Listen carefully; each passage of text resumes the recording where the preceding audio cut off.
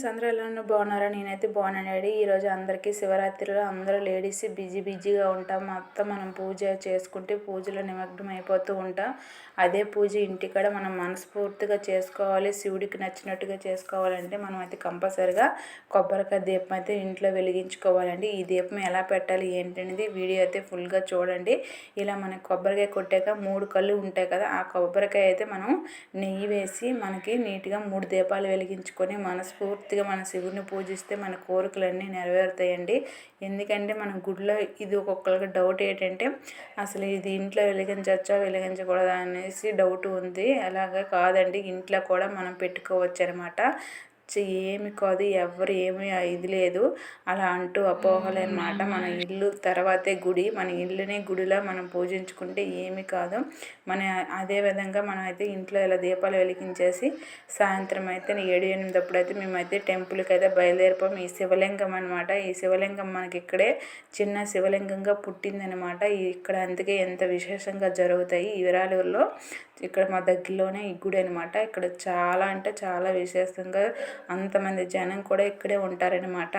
ఈ శివరాత్రి ఫుల్గా ఇక్కడ జాతరలని అదని ఇదని చాలా బాగా జరుపుతారనమాట. భరతనాట్యం, జాతరలు, డ్యాన్సులని చాలా విశేషంగా ఉంటుంది. తెల్లవారి వరకు అయితే అన్నదానాలు కూడా వచ్చే వరకు అందరికీ అన్నదానాలు బాగా జరుపుతారనమాట.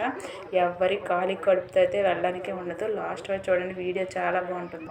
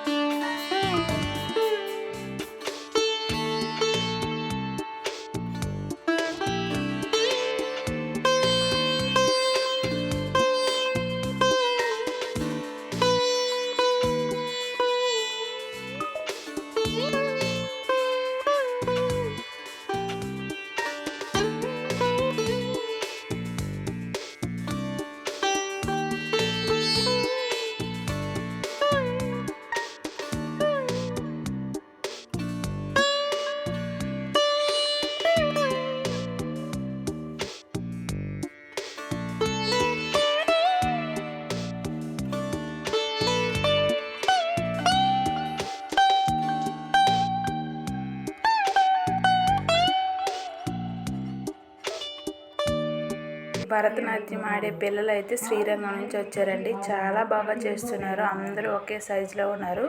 అందరూ చూడండి తప్పనిసరిగా లాస్ట్ వరకు చాలా బాగుంటుంది వీడియో.